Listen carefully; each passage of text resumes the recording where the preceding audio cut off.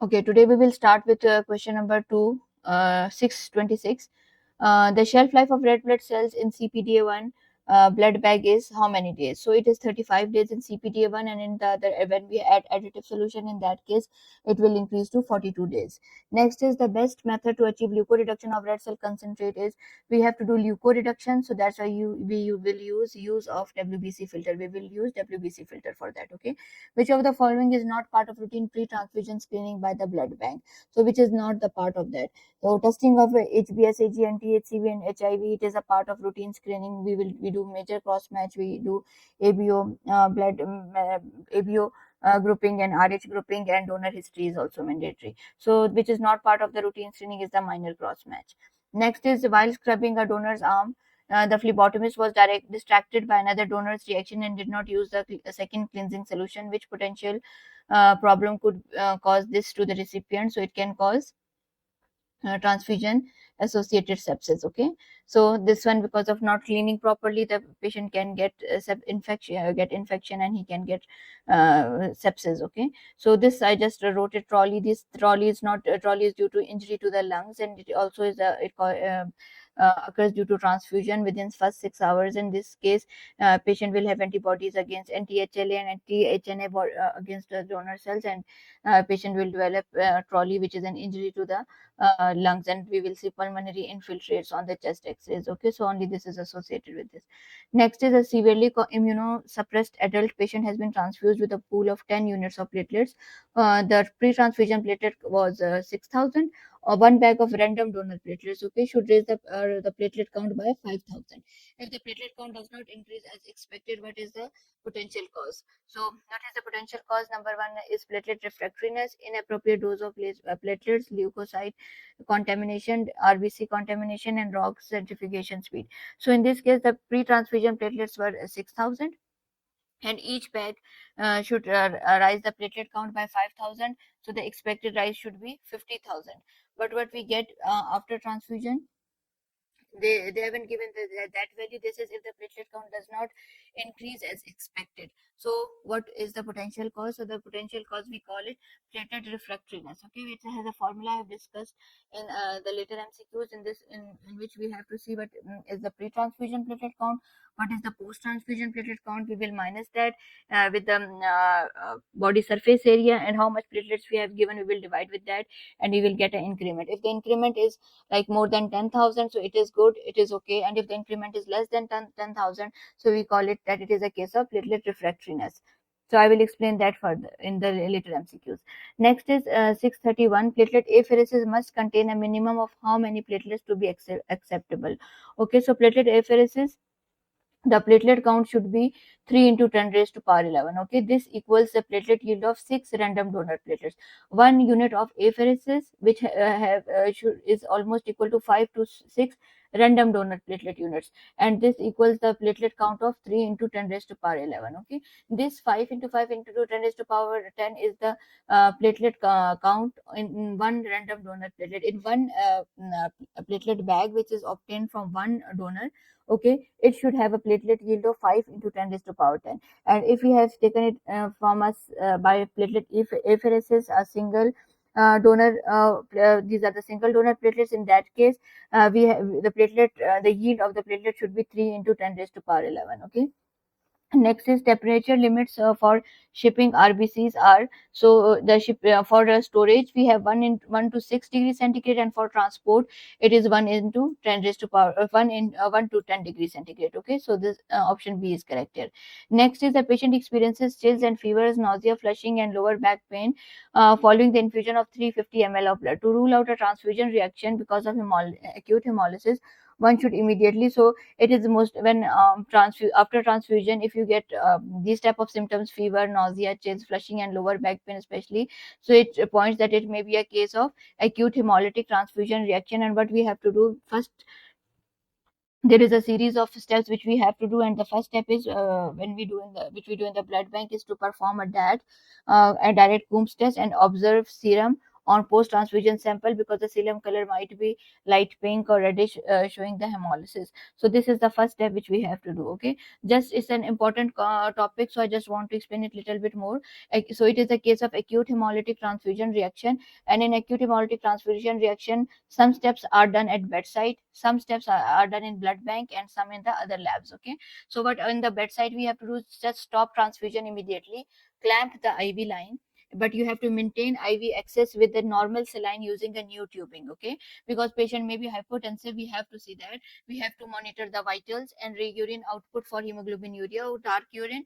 Recheck, we have to recheck the clerical errors because 50%, in 50% cases there are clerical errors which cause this type of severe hemolytic transfusion reaction. Okay, so then we will take post transfusion blood sample of the patient, the urine sample, and then we have to send the bag with the attached tubing to the blood bank. Okay, patient may be hypotensive, so we have to treat hypotension and shock, and we have to maintain the urine output more than 100 ml.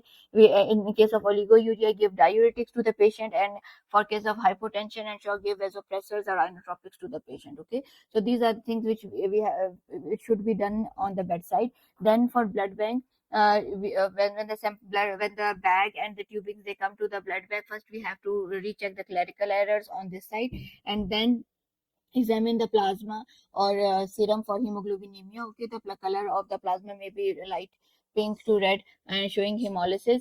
Then repeat ABO-RH typing on a patient and donor or donor blood. Repeat cross match. Do direct antiglobulin test. Most important test is that, and it supports immune mediated hemolytic transfusion reaction if it is positive. Okay, and the biochemical tests which are the indicators of hemolysis are, there will be hyperbilirubinemia. Okay, total and direct bilirubin will be raised, LDH will be raised, heptoglobin will be reduced. If you see urine for hemoglobinuria, and we check potassium levels because there is risk of hyperkalemia. Then for hematology lab, if we have to do the CBC and PT, APTD, fibrinogen and D dimers for DIC. And in the last we have to document this reaction in the chart and notify the transfusion medicine department, treating team, and hospital transfusion committee. Okay, so these are the important steps which we have to do whenever there is a transfusion reaction. Next is dyspnea, severe headache, peripheral edema occurs soon after transfusion are indicative of which type of reaction. Okay, so there is peripheral edema, severe headache, and dyspnea. It means there is some circulatory overload. Okay, so this reaction, and it occurs soon after transfusion, so it supports the transfusion associated circulatory overload talk out. Okay, so what are the signs in this case? Patient will have dyspnea, hypertension, okay, headache, increased raised JVP, pulmonary edema, and peripheral edema, and it occurs within 1 to 6 hours of transfusion. Okay, on chest X-ray we can see the cardio. We can see there will be no pulmonary infiltrates. Okay, there will be congestion, but there will be no pulmonary infiltrates which can see in case of trolley.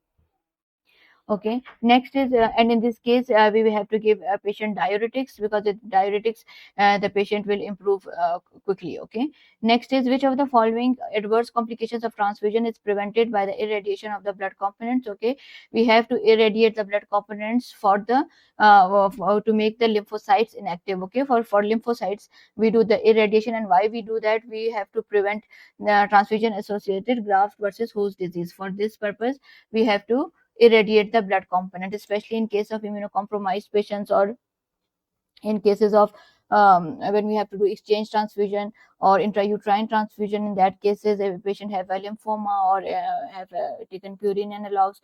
So whenever there is a patient is there is history of immunosuppression, we have to irradiate the blood component. Okay. Next is which microorganism grows at 4 degree and may result in a transfusion transmitted sepsis. So the organism which grows at 4 degree centigrade and cause transmitted sepsis is Yersinia enterocolitica. It grows in cold stored RBC units. What is the expected therapeutic effect in a recipient's hematocrit following the transfusion of 1 unit of RBCs? So when we transfuse 1 unit of RBCs, the increment is hemoglobin will rise by 1 gram per deciliter and hematocrit by 3%. Okay, just remember that. So option is For the they are asking about hematocrit, so option is increase of 3%. Option C is correct. Which blood group systems antibodies are commonly associated with delayed hemolytic transfusion reaction? So for the delayed hemolytic transfusion reaction, it is which one it is here? KID. Okay, yeah, last time we also read it. For delayed hemolytic transfusion reaction, we have KID and Duffy. Okay, so here KID is option E, so option E is correct here. KID antibodies, okay, KID antibodies, they are IgG and they are a classic cause of delayed hemolytic transfusion reaction. Okay, so just remember that. Next is a 35 years old multiparous lady received 1 unit of blood at the end of C-section, after which she developed high fever, anxiety, passed red colored urine showing hemolysis. Which of the following investigation is more informative regarding diagnosis of acute hemolytic transfusion reaction? Okay, so option A, mixed field reaction on indirect Coombs test will not diagnose this reaction. Okay, for hemolytic transfusion reaction, that should be positive. So mixed field reaction on direct Coombs test, urine positivity for hemocytin, it will be positive later on. Coagulation profile and increased reticulocyte count. So option B is correct here, because some if Coombs test is positive, then yes, then it is an autoimmune hemolytic acute hemolytic transfusion reaction.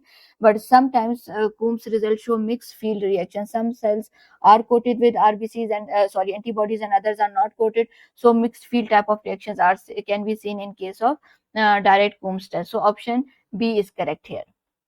Next is a 65 years old male underwent coronary artery bypass surgery, and on his third post-op day developed thrombocytopenia. Okay, so with platelet count of 80,000. So you were asked to calculate his pre-test clinical probability of heparin-induced thrombocytopenia.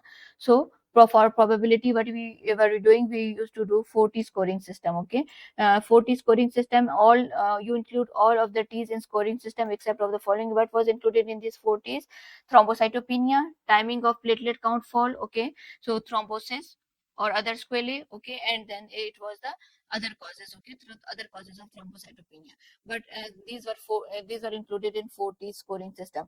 Transfusion of platelets, it is not included, so this one is excluded from the 4T.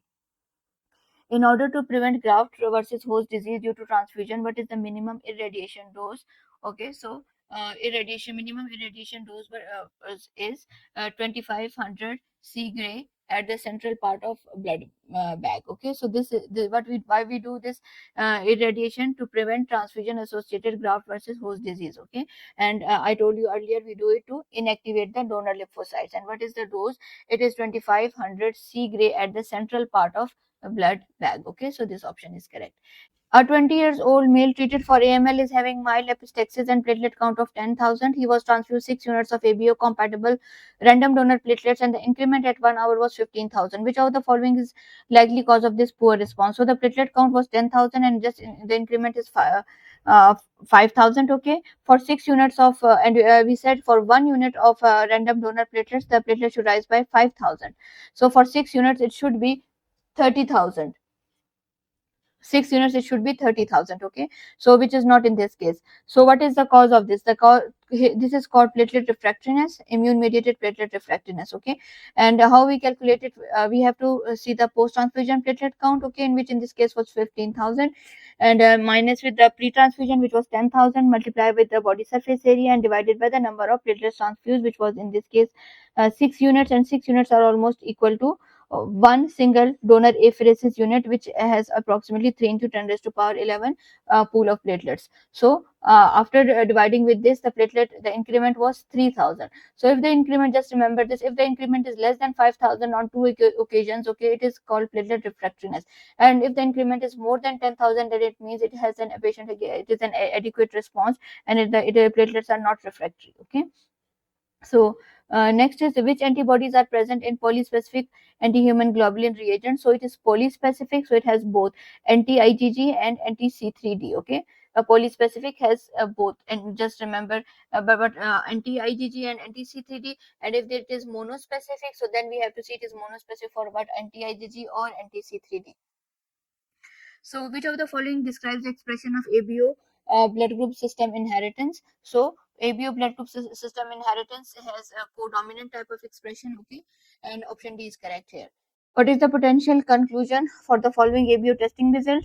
So with NTA, NTB, this is a forward grouping and this is reverse. In case of forward, there is strong reaction in both cases, and NTA1 and with anti-sera A1 and anti-sera B. Okay, so it is a AB blood group, and in AB blood group there is no antibodies in the serum, so there will be no there should be no reaction here. Both should be zero, but there is A1 plus in case of A cells. It means there is some anti-A because which has caused reaction with A blood group. Okay, A antigen reacts with anti-A. So antibody. So this is a discrepant result. And what is the cause of this? Patient has A antigen on the red cells. Okay, these cells are red cells. With anti-A, there must be anti-A in the serum. That's why it is showing a reaction. And how we will resolve this discrepancy? We will resolve it with anti-lectin A test. An individual has a genotype of AOHH. Which antigen would be present on the red cells of this individual? A only, A and H, A and O, and none of the above. Okay, so just for that, just revise this concept. ABO blood group formation. For ABO blood group formation, we need an FUT1 gene or H gene. Okay, when FUT1 or H gene is present, what it will do? It will add. Everyone have a precursor substance. Okay, and FUT1 gene or H gene will add L-fucosyl to this chain, and it will be converted into a H substance, or also called as H antigen. Okay, this H antigen, all ABO antigens A and B are made up of by modifying this H antigen. So this H antigen is the base on which you have to make. Now you can if a person has A gene, so it will encode for A transferase enzyme, and what the A transferase enzyme will do, it will add N-acetyl galactosamine to the to this H antigen, and and then the patient will have a blood group of A. If a person has a B gene, okay, the B gene will encode for B transferase, and the B transferase enzyme will add galactose to this H antigen, and then the patient will have a blood group B. If a person has O gene, it is a non-functional gene, so that person just have H antigen, like the people who have blood group O, so they just have H antigen. Okay, H antigen on them, and if there is no H antigen, nothing on the this red blood cells, so that blood group is called Bombay blood group. Okay, if the patient has HH, okay, HH, there is no, it means there is some mutation in FUT gene. Okay, and the patient has no H gene, it has this small HH, so it means there is no H antigen at all, because of the FUT1 gene is non-functional. So even if the person has A or B gene, if the person got, for example, A gene from the mother and B gene from the father, but the person don't have this FUT1 gene, okay, person don't have H antigen, so this will not work. There is nothing to build on. So this patient will have a Bombay phenotype, even if the person has A gene. Okay, A gene, like in this question, this person has AO gene, but this person don't have an H antigen. So when there is no H antigen, okay, without H gene, no A antigen and no B antigen is formed. Okay, so these patients are called Bombay phenotype. And how we will confirm that? In a normal, like when we do forward and reverse. In forward reaction, it is just a normal reaction. Okay, like for the blood group O, in for there will be no reaction with the anti-sera A, anti-sera B. So we will say it is a blood group O. But for that, to see that or to screen for screening Bombay blood group, we have to do the reverse grouping with O cells. Okay, because these patients have anti H. Okay, they don't have H antigen, so that's for that they because of that they will have anti H. So they will go when we react with the or when they react with O cells. Actually, O cells have H antigen and they have anti-H, so that's why there will be a 4 plus reaction in that case. Okay, so it was also explained in the MCQ earlier. And how we will confirm this? We will confirm this with anti-H lectin test. The anti-H lectin test will be negative, and for further confirmation we will do with genetic testing for FUT1 gene, which will be non-functional in case of patients who have a Bombay blood group. Next is, which test is needed to determine weak D antigen status. Okay, so weak D antigen status we will do indirect anti-human globulin test. We have to incubate the RBCs with anti-D. Okay, and we will do washing, and then we will add anti-human globulin, and that test will show if that test show agglutination, it means patient has a weak D. Next is, what is the purpose of the antibody screen? Okay, so the purpose of antibody screen is to detect most clinically significant antibodies. Okay, Next is a patient experiences chill, fever, nausea, flushing, and lower back pain after infusion of 150 ml of blood. Which actions would be taken to rule out an acute hemolytic transfusion reaction? So, what action we will do? First, we will perform a DAT and visually compare pre-transfusion from post-transfusion sample, serum sample. We will see the color. There will be a difference in the color because of the hemolysis. So, first step is to perform a DAT. How many platelets must be present in a platelet apheresis unit in order to meet the acceptance? So, I discussed earlier, in a platelet apheresis unit, there must be 5 to 10 random donor platelets. Okay, so what is the yield in that case? It will be 3 into 10 raised to power 11. This one, okay. A patient of B blood group Rh positive requires fresh frozen plasma. Group B FFP is not available. The substitute component of choice is Group O FFP, Group AB FFP, Group A FFP, or Group B Rh positive cryoprecipitate. So remember, FFP must be plasma compatible. FFP is fresh frozen plasma, and plasma have the antibodies. Okay, and these antibodies can go and cause hemolysis in the patient. So FFP must be plasma compatible. AB plasma, for example, here AB plasma, there is an option of AB plasma. AB plasma has, if we see the red cells, yes, the red cells of AB blood group have A antigen and B antigen. But if there is A antigen and B antigen, so in their plasma there will be no anti-A, no anti-B bodies. So that's why we can give plasma to this patient. And this AB plasma, it is a universal plasma donor. Why it is plasma donor? Because they don't have any antibodies, they don't have anti-A, anti-B. So in this case, when group B is not available, we can give group ABFFP to this patient. Why we are not giving group O and group A? Because they both have anti-Bs, and anti-B, if we this patient have is group B, so it has the red cells have B antigens, right? And if you give anti-B to the patient, so of course there will be hemolysis. So that's why we will give AB FFPs, because they don't have any antibodies, and it is also called as universal donor of plasma. Okay, group O is called universal donor of red cells. Red cells, because there is no A antigen, no B antigen on it. And AB is universal donor of plasma, because their plasma have no anti-A and anti-B. So, what is the next? Which of the following statement is true?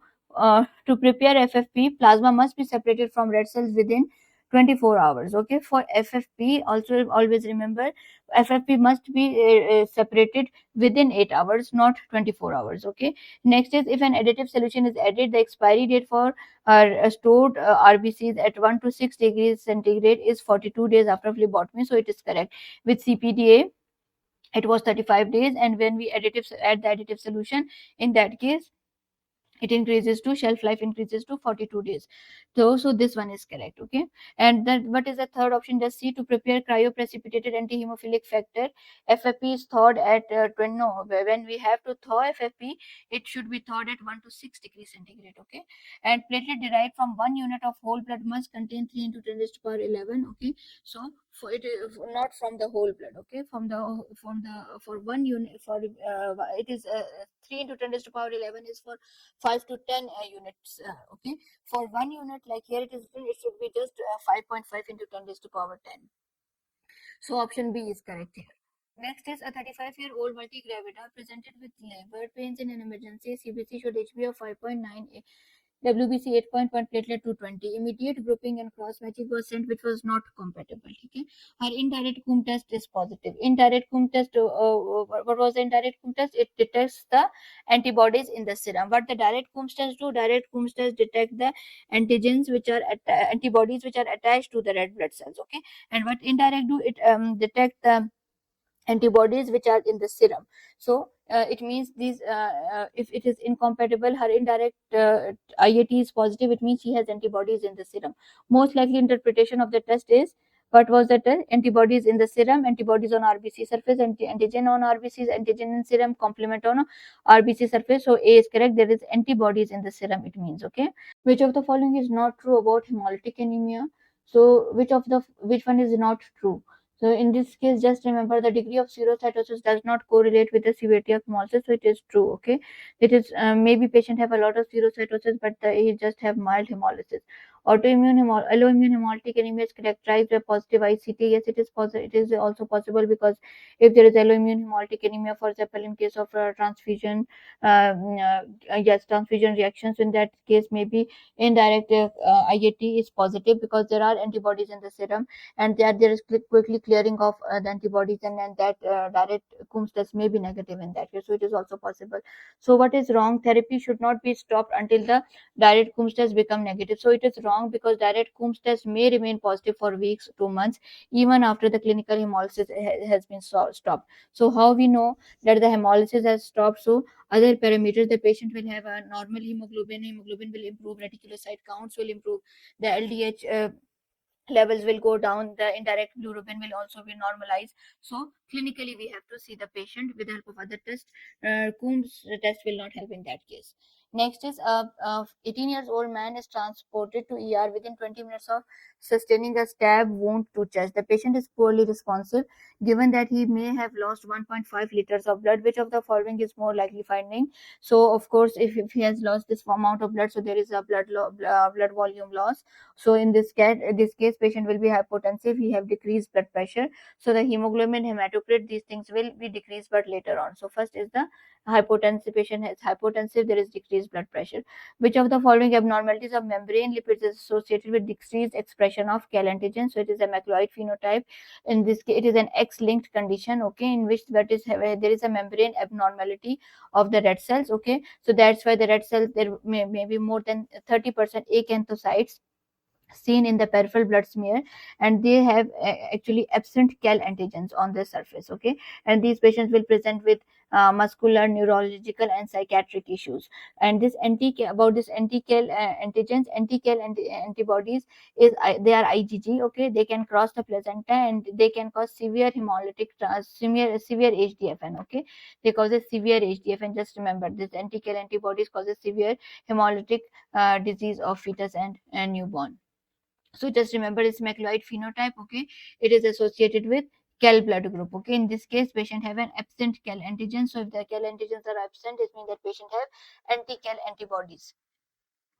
Next is which of the person having blood group O have following antigens on the surface of RBCs. Okay, so patient have blood group O. So O group means the patient have not A antigens, no B antigens on their red blood cells. And if they ask what is in the serum of, yes, so these patients have a high titer of anti-A and anti-B antibodies. Next is person having blood group AB, what is in the have following antibody in the plasma. So they have A antigen and B antigen on the surface of red cells, but there are no antibodies in their sera. Okay, so option D is correct, no antibody.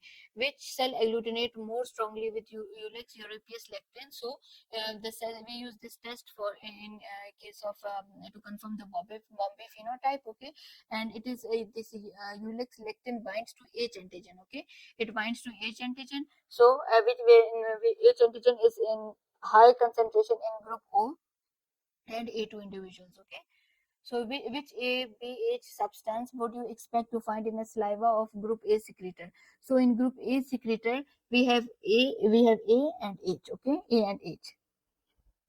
A newborn with ABO incompatibility, the characteristic feature on the peripheral smear is the presence of.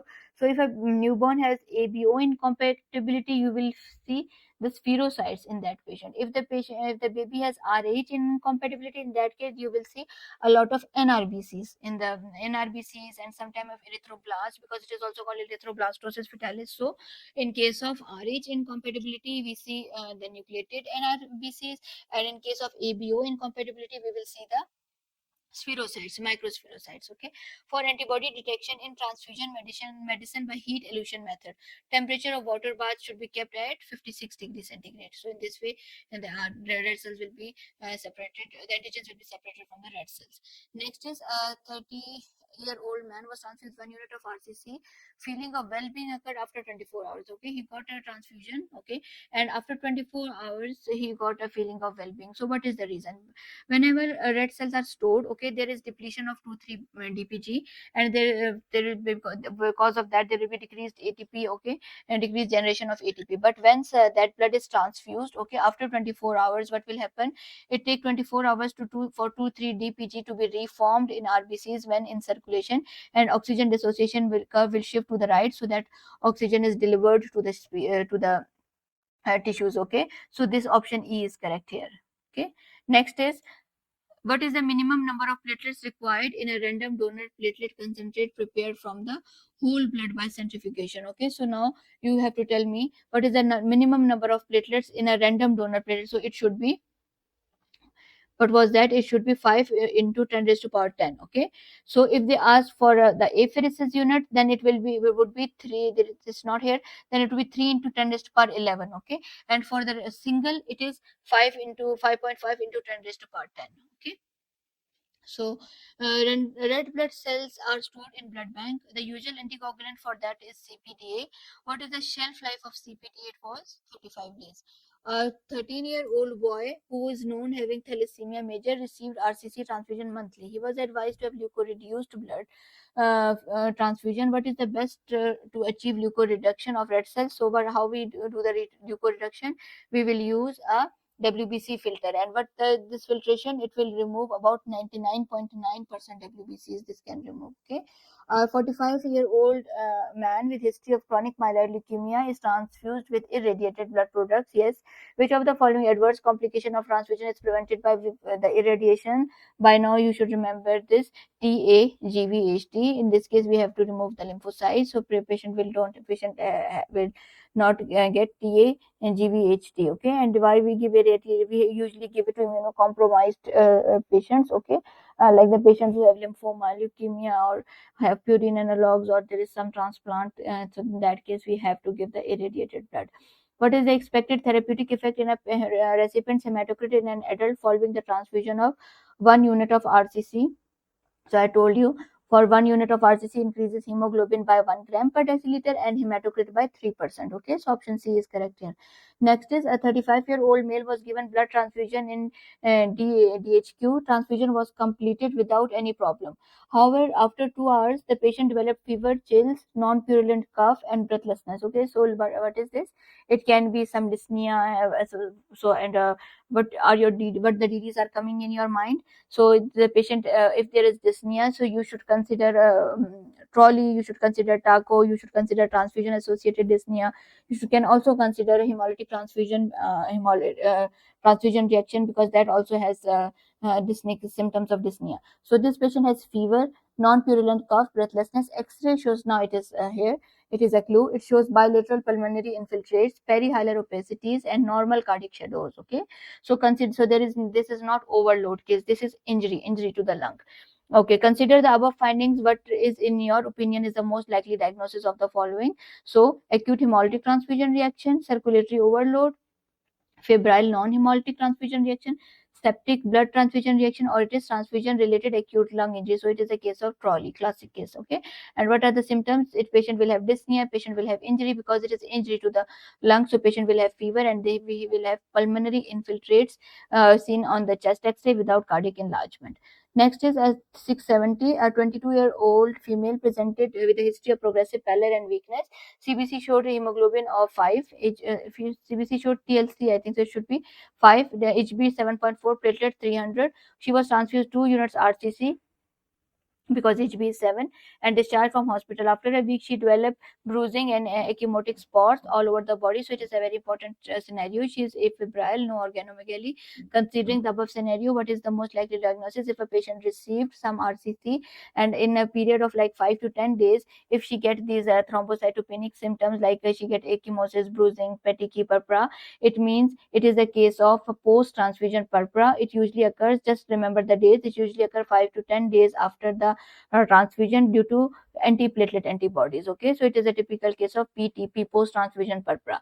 A 9-year-old child has admitted in a pediatric ward, 2-day history of fever and diarrhea. On examination, he was pale, lethargic, HB 3.2, platelet 145, and presence of blood cells on the peripheral blood film. His blood group is AB positive, but the blood bag of AB positive is not available. What we have to transfuse? We have to transfuse red cells. Okay, so because hemoglobin is less. What will be your next choice of the blood bag in this patient? So this patient is AB positive. Okay, so AB positive, it means he has, and there A and B antigen on the red cells, but there are no antibodies in the serum. Okay, so that's why they can get the any red cells. They can get, first choice of course is AB positive, AB negative, then we can give A positive to the patient because there are no antibodies in the serum, right?